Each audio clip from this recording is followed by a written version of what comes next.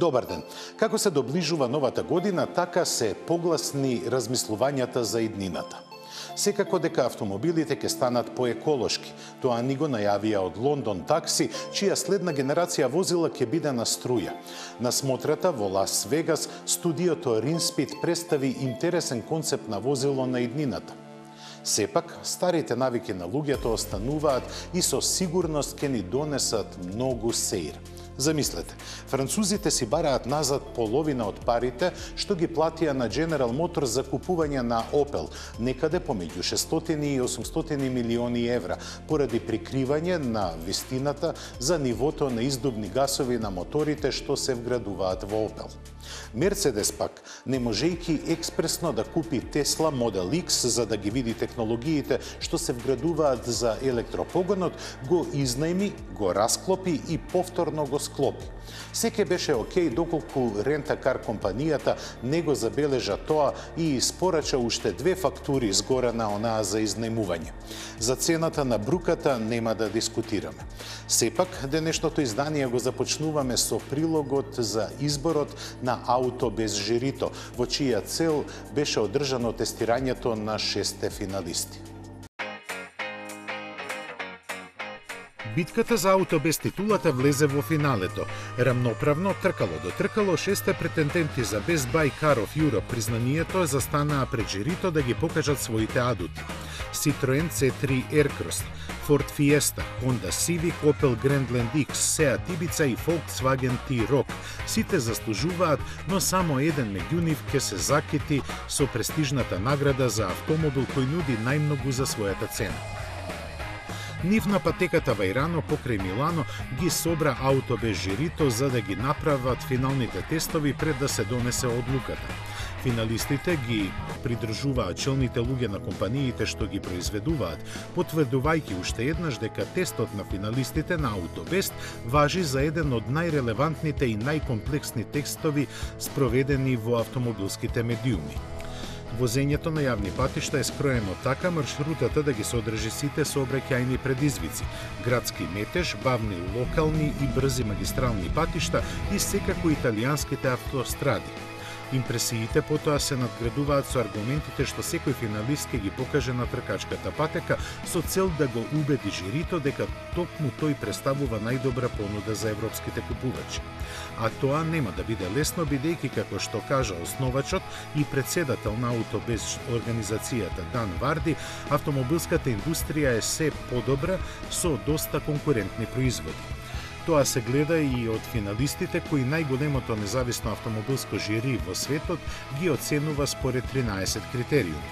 Покрај титулата тоа доделува и 8 други признанија со кои се наградуваат вниманието и на напорите што автомобилската индустрија ги прави во разни области. Церемонијата за нивно доделување ќе се одржи на 7 февруари во Салцбург.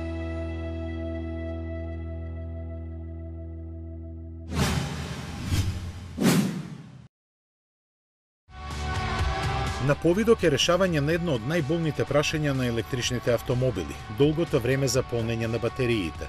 Имено од Honda најавија дека до 2022 година нивната идна генерација електромобили ќе има нов систем за брзо полнење. Тој треба да биде способен за само 15 минути да обезбеди доволна енергија за поминување на 240 км. Нови ќе бидат и батериите место сегашните на Panasonic што се користат. Ќе се развиваат со засега неименуван партнер и ќе бидат полесни и со поголем капацитет. Во поглед на недостатокот на мрежа со одветни полночи, Европа планира изградба на илјадници станици за полнење од 350 киловат. Во Јапонија пак постоечката мрежа ќе биде надградена на истата јачина. Својот прв електричен автомобил Honda ќе го представи во 2019-та. Тоа ќе биде Urban Electric Vehicle моделот, кој беше еден од најпозитивно оценетите концепти на салонот во Франкфурт. За основа ќе има нова платформа, развиена исклучиво за електрични возила, на која подоцна ќе се вдомат и други модели на марката. Меѓу нив ќе биде и сериската верзија на Sports Electric Vehicle концептот, кој исто така ќе има ретро црти во својот дизајн. Нивниот погонски склоп засега е голема непознаница, но јапонците си зедоа доста време да ја решат и неа. Како и да е, според виденото досега може да заклучиме дека се на добар пат во потрагата по успешна комбинација на сопственото наследство со иднината на човештвото.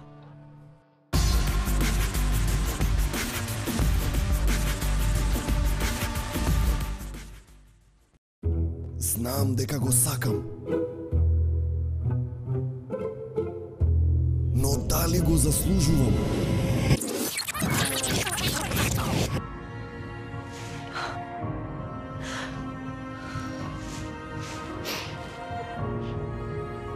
Да... Ви го представуваме новиот Фокус со ST Line опрема. Возењето кое е неверојатно, речиси дефинитивно го заслужувате.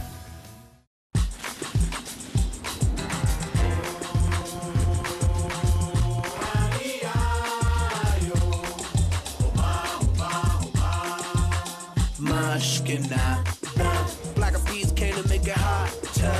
We beat the fire starter, bubbling up just like lava, heated like a sauna, penetrating through your body armor. Rhythmically we massage ya.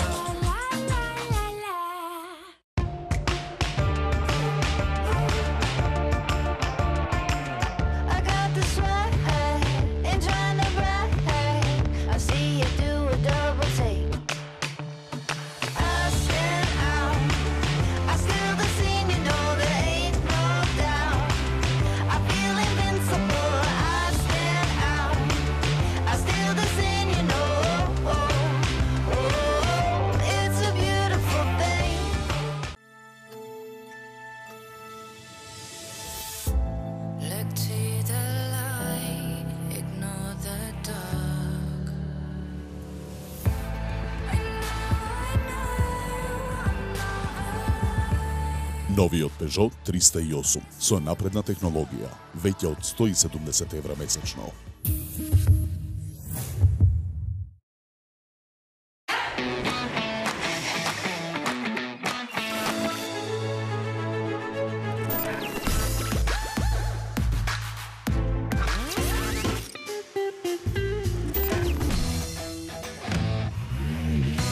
Едноставно до нов автомобил. Со Шпарка се лизинг.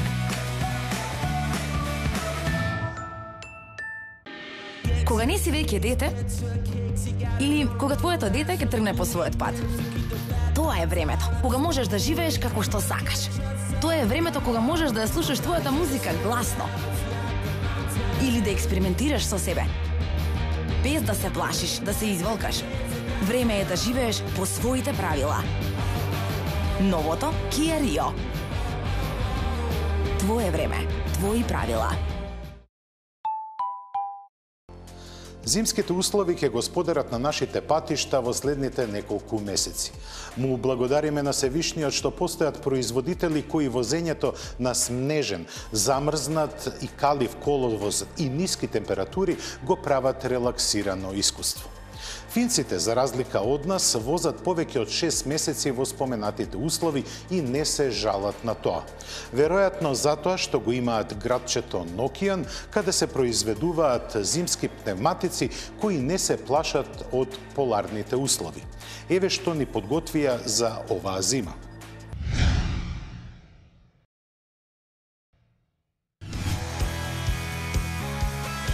Од сосема непозната компанија, зимските пневматици ја издигнаа Nokian Tires до глобален бренд. Долго време требаше за тоа, но бенефитите ги добиваат корисниците. Како креатор на првиот зимски пневматик во светот, финскиот производител со децении трпеливо се издигнуваше над потребите на пазарот.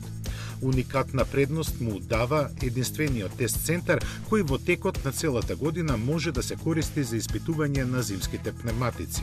Ако се уште се прашувате дали нам во Македонија ни требаат, тогаш знајте дека на температури под 7 степени Целзиусови летните пневматици стануваат прекрути за сигурен сообраќај. Зимските пневматици, без разлика дали има снег или не, се тие што гарантираат безбедност преку подоброто прилепување и управливоста што ја обезбедуваат. Тоа се должи на посебната смеса од која се произведуваат, но не е се во неа. Иновативноста која е движечка сила на Nokian Tyres се изразена преку прилагодливоста на своите производи за различни географски поднебја. Технологиите со кои располагаат пневматиците на оваа марка што се продаваат кај нас се карактеристични за централните и источните делови од Европа. Обезбедуваат апсолутно балансирано возење по снег, лапавица или дожд, но и сув асфалт загреан од зимското сонце. Отпорни се на нагли промени на условите благодарение на специјално дизајнираните ламели во централниот и страничните делови од профилот на пневматикот. Секое подрачје од него има своја собствена и прецизно утврдена улога. Испакнатите 3D жлебови максимално ја зголемуваат тракцијата, елиминирајќи ги опасностите од вкрутување на смесата. Стабилното управување во сите услови овозможува возачот да ги искористи максималните перформанси на своето возило.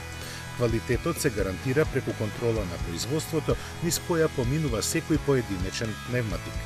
За посветеноста на Nokian Tyres нека каже и фактот дека 72% од нивните производи отпаѓаат на зимските пневматици. Nokian Tyres активно соработува со производителите на автомобили во прилагодувањето на пневматиците според најновите модели возила, посебно преку асортиманот на големини, кој покрива широк диапазон величини и брзински индекси. Не се запоставени ниту теренците, за кои посебно се конструирани пневматици со зголемена носивост.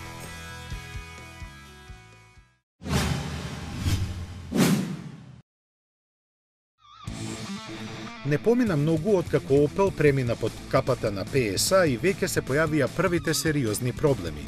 Имено французите, чувствувајќи се измамени, побараа од General Motors да им врати половина од парите. Проблемот е во емисиите на јаглерод диоксид, кои во Европа до 2021 година ќе бидат ограничени на просечни 95 место денешните 130 грама по километар. Секој производител што нема да ја постигне оваа бројка ќе плаќа по 95 евра за секое возило и секој грам над неа. Французите проценуваат дека моделите на Opel ќе го надфрлат стандардот за 10 грама, што ќе ги чини помеѓу 600 и 800 милиони евра. Според неодамна објавените планови, Opel треба да стане профитабилен до 2020 година. Непријатно изненадување за PSA беше фактот дека секој продаден примерок на електричната Ампера E носи загуба од скоро 10.000 евра. Заради тоа продажбата во Норвешка е прекината, а на другите пазари цената е зголемена за повеќе од 5.000 евра. Но како токму овој модел ја намалува просечната емисија на Опеловата флота, тоа поинаку ќе се одрази на финансискиот план. Затоа и PSA брза да имплементира собствената хибридна и електрична технологија во моделите на Opel. Сето ова французите ќе ги чини повеќе отколку што планирале, заради што и сакаат да си вратат барем дел од цената што ја платија за германскиот производител. Велат подготвени се да одат и на суд ако треба, бидејќи од страна на General Motors биле погрешно информирани за можностите на технологиите што ги купуваат.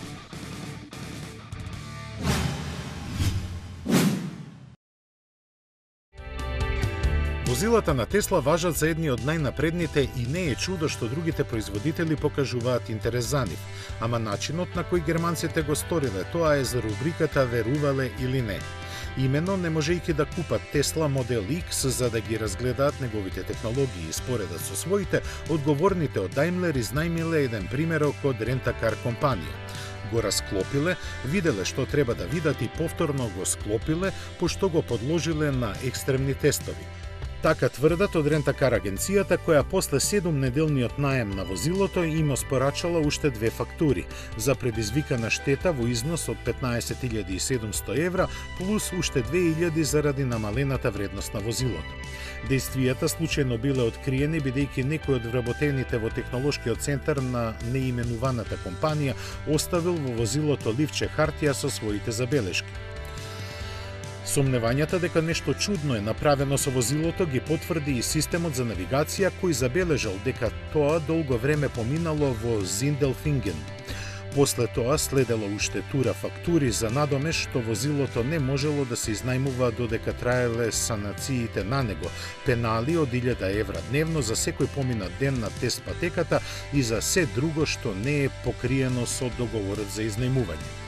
Се на се, цехот што треба да го плати неименуваната компанија од Зинделфинген за својата љубопитност на крај се искачил до точно 99.300 евра. Низините одговорни одбија да го коментираат случајот, но потврдија дека изнајмувањето на рентакар возила заради тестирање е вообичаена практика на многу автомобилски производители. Сега доаѓаме до моментот кога посветуваме време на кабриолет и купе изведба на една од најпосакуваните автомобилски марки, а моделите што ја носат ознаката S се синоним за отмен дизајн, моќни перформанси, луксуз и статус символ. Се она што им треба на младите луѓе. За жал, реалноста покажува дека главни купувачи се луѓето кои одамна се поздравиле со младоста. Никогаш не ги користат моќните перформанси што се нудат и веројатно знаат начин како да се напијат од изворот на младост.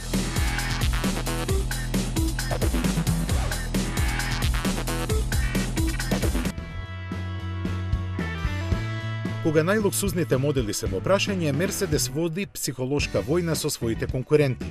На S-класата од време на време некој ќе се доближи, но за кратко. Сепак, некој друг го нема направено последниот чекор кон врвот во класата и да понуди купе и кабриолет во најлуксузна изведба. Нив ги има само Мерцедес и тие сега го помина истиот третман на освежување како и лимузината со идентична ознака. Визуелните измени на надворешноста се суптилни, колку да го нагласаат технолошкиот напредок. Напред, нови се светлата со кристален изглед, а браниците се доработени и со поголеми отвори за воздух. Задните светла стандардно се со OLED технологија, а се забележуваат и новите издувни цевки. Низ сличен третман помина и внатрешноста, каде нови се управувачот и интегрираниот инфозабавен систем со поголем екран. Нови исто така се и командите за контрола на клима уредот, амбиенталното осветлување, греењето и масажата на седиштата и друго. Обединети се во Energizing Comfort интерфейсот кој се грижи и за миризбата во возилото. Освежена е и безбедносната електроника со поголем број унапредени системи како дел од стандардната опрема.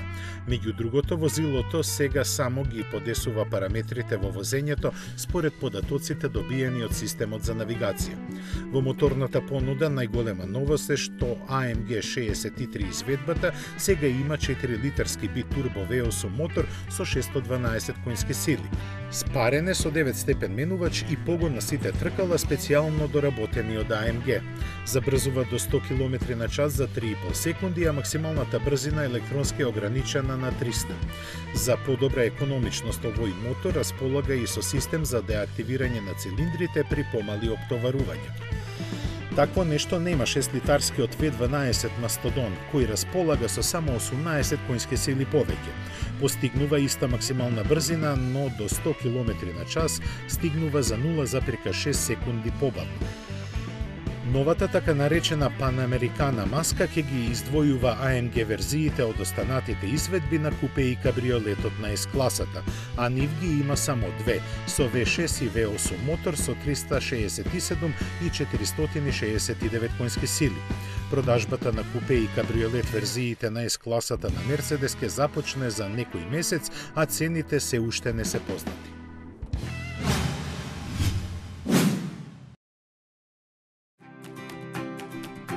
На индиците мора да им ја признаеме упорноста. Разбирливо е зошто возилата што ги прават се технички застарени, тоа го наложуваат нивните домашни услови на пазарот. Но не можеме да разбереме зошто упорно се обидуваат да ги извезуваат во најразвиените земји во светот. Најсвежиот пример ни доаѓа од Австралија, каде Махиндра ја представи новата генерација на својот пикап. Со граматички погрешно напишана ознака, тој не е ништо друго освен рестилизирана верзија на моделот од 2007 година, а тој пак влече корени децении наназад, што всушност е и неговата најголема предност. Направен вечно да трае и да може секој ковач среде пустина да го поправи, пикапот на Махиндра исклучува секаква модерна технологија. Освен онаа што според прописите мора да ја има, ABS со пирачки, систем за електронска контрола на стабилноста и пар воздушни перници. Сепак, во поопремените верзии ќе се сретнат и нешта како темпомат, систем за навигација, камера за возење наназад и автоматски бришачи. Во кабината, во која владее естетиката на рустикално ниво, ќе се забележи и екранот чувствителен на допир, како и изофикс местата за прицврстување на детско седиште. Mahindra Pick-up е задвижуван со 2,2 литерски дизел со 140 конски сили, кој преку 6 степен менувач, редуктор и блокирачки диференцијал ги задвижува задните или сите тркала. На располагање е со единична или двојна кабина, но и како шасија подготвена за надградба. Цените стартуваат од 22.000 австралиски долари, 14.000 евра, што е за 1/3 помалку од, например, соодветен Ford Ranger. Во таа цена е вклучена и 5-годишна гаранција. Швајцарецот Франк Риндеркнехт важи за еден од најреспектабилните автомобилски визионери. Со своите смели, но практични концепти, во последните 2 децении се етаблира како дизајнерски гуру, а воедно охрабри повеќе производители на компоненти да почнат да употребуваат пионерски материјали, чија примена ќе им дава нова димензија на автомобилите. Сега нуди решение со кого секојдневната употреба на возила ќе добие повозбудлива димензија. Дами и господа, ви го представувам Rinspit Snap.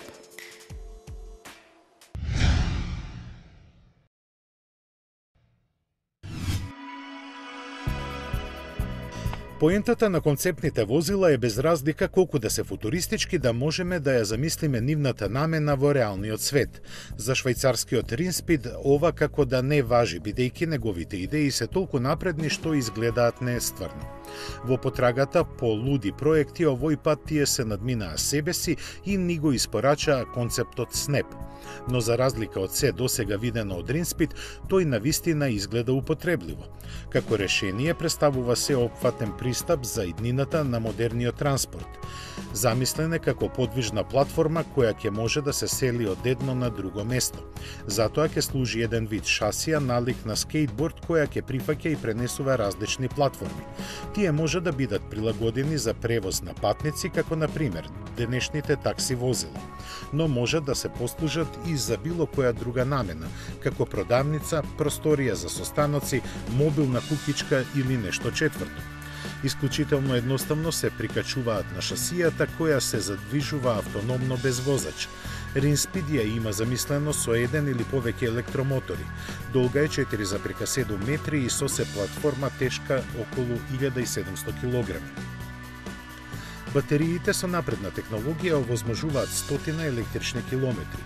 Во создавањето на овој концепт Rinspit вклучи бројни партнери, секој водечки во својот сегмент. Тие ги испорачаа своите најнапредни решенија, па Snap има композитна структура поставена на челична рамка. Внатрешноста е опремена со ултравиолетово лед осветлување кој ги уништува сите бактерии. Патниците ќе се препознаваат по зеницата на окото, а командувањето со возилото ќе биде со глас.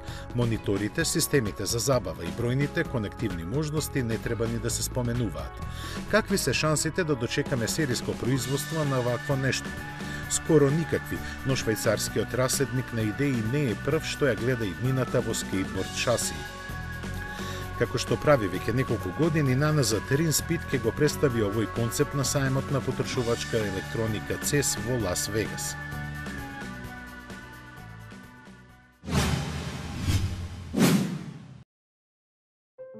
Лондонската икона Црното такси се врати на пазарот во својата модерна интерпретација за 21 век. После поминатите ригорозни тестирања во Арктичкиот круг, пустињите во Аризона, но и на улиците на главниот град на Велика Британија, овој модел ги доби сите сертификати за јавен превоз на патници. Компанијата која во собственост на Гили го опреми со 2 електромотора на задните тркала. Со нив, новиот лондонски такси може да помине 130 електрични километри и 5 пати повеќе кога во функција ќе се стави 1,5 литарскиот мотор од Volvo кој служи како генератор на струја кога батериите ќе се испразнат. Има место за 6 патници кои во текот на возењето ќе можат да ги наполнат своите мобилни телефони или пак да сурфаат на интернет. Такси компаниите ќе може да го купат за 55.000 фунти или да го изнајмат по 177 фунти неделно, во што се вклучени и 3-годишната гаранција и бесплатно сервисирање. Кинезите не пропуштија да споменат дека трошоците за неговата експлоатација се помали за 100 фунти неделно отколку кај претходните дизел верзии. Електрифицираниот лондонски такси се произведува во фабриката во Ковентри, во која Гили вложи 325 милиони фунти. Во Лондон циркулираат околу 23.000 вакви возила кои мора да исполнуваат строги правила. Некои од нив се донесени пред повеќе од 1 век, како што е внатрешната височина која треба да овозможува господин со полуцилиндер на главата да седи без проблем.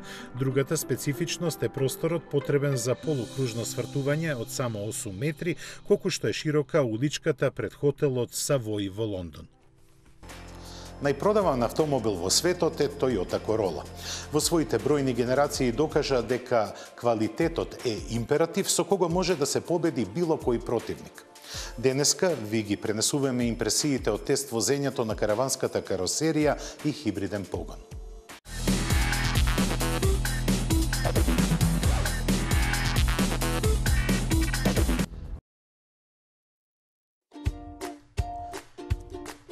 Дружејќи се со бесни автомобили со многу коњски сили, тестирањето на овој Аурис ни беше како емоционално отрезнување. Нема многу што ново во него, но комбинацијата на караванската каросерија со хибридниот погон беше предизвик за нашите критериуми. Тој во битка за купувачите влегува во вредности кои не се на првите фронтални линии, туку длабоко во позадината. Со неговиот изглед се запознавме пред 2,5 години кога Toyota ја обнови сегашната генерација. Тогаш бевме во дилема што всушност кај него е ново, а што рестилизирано. Непотребно мора да кажеме, затоа што Аурис е производ кој нема многу потреба од освежување. Ниту тогаш, ниту сега за него не може да се каже дека е надживеан од времето. Измените што го доби во облик на ново лице и благите стилски зафати само го поставија во исчекор со останатите модели на гамата на Toyota. Прилично острите линии, посебно назад кај оваа караванска верзија, дополнително се изразени. Складноста малку е нарушена заради компактната големина на возилото, за кое сепак ретко кој ќе каже дека не му се допаѓа. Можеби ќе остане рамнодушен, а ако не, тогаш таков ќе стане кога ќе влезе во него.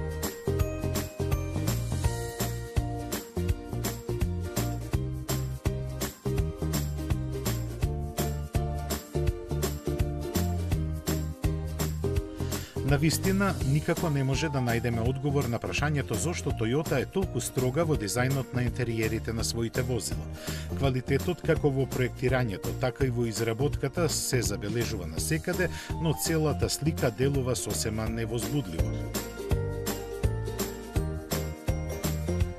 Дури и семејно ориентираните купувачи за кои Аурис претежно е наменет би посакале внатрешноста да биде малку попредизвикувачка. Ослободена од сите украсни детали и линии, таа изгледа поголема отколку што е. Ергономијата апсолутно владее. Порано, за верзијата со мануелна трансмисија имавме замерка на високата поставеност на рачката од менувачот, но тука тоа не е случај заради безстепениот вариоматски пренос кој доаѓа во пакет со хибридната погонска група. Инструмент таблата и централниот екран се повеќе од прегледни и информативни. Седиштата се одлични и доста удобни, иако за нечи вкус може да бидат малку тврди. Вниманието посветено на деталите прави нивното постоење да се забележи дури откако ќе седнете во друг автомобил. Накратко кажано, ако за надворешниот дизајн на Аурис може да се рече дека е модерен, внатрешноста е таква што никогаш нема да застарее или здодее. Тоа значително влијае на долговечноста на моделот, посебно во оваа каросериска изведба. Бројните умни решенија во задниот дел ја зголемуваат неговата употребна вредност како семејно возило, а хибридниот погон во тоа идеално се вклопува. Присутен во Аурис уште пред демонизацијата на дизелите, тој го издигна на едно стратешко различно ниво. Именно додека токму караваните со оваа големина најмногу страдаа под налетот на малите каросерии, Toyota реши да им се спротистави со алтернативната технологија. Комбинацијата од 1,8 литарскиот бензински агрегат со електромотор располага со вкупно 136 конски сили и за жал само 142 ньютон метри. Кај ваков тип возила бројките за брзината и забрзувањето се споредни, но затоа оние за потрошувачката го имаат главниот збор. Фабрички декларираните 3,6 литри на 100 километри се тешко достапни, но и со постигнатите на тестот околу 5 литри ретко кој нема да биде задоволен.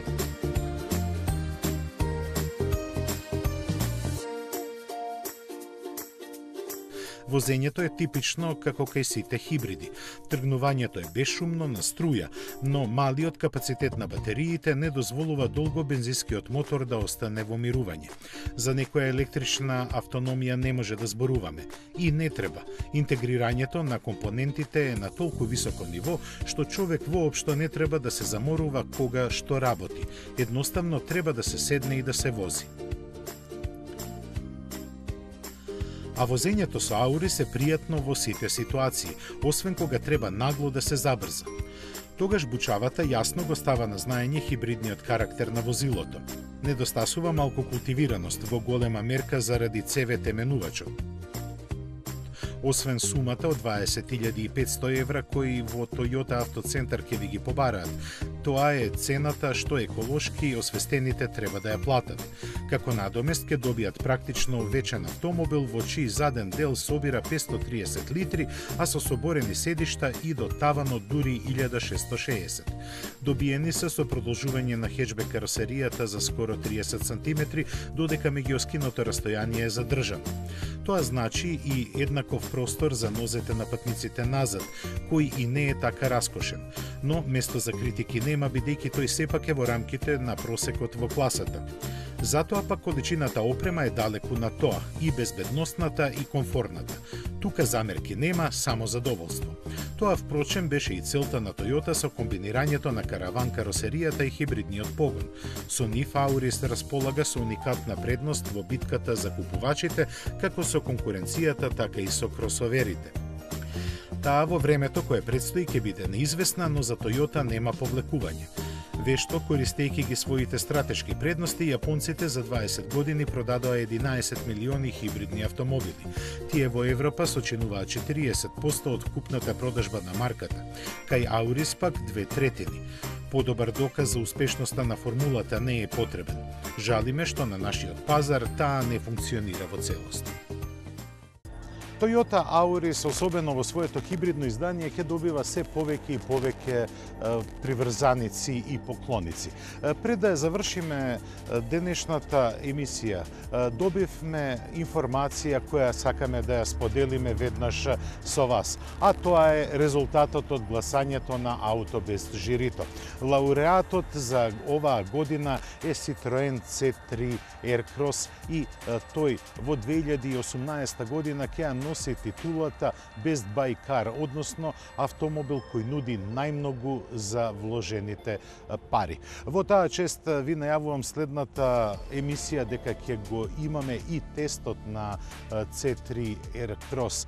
Се збогуваме со вас со честитките упатени кон Citroen за освојувањето на ова престижна титула. Се гледаме за 7 дена, до гледање.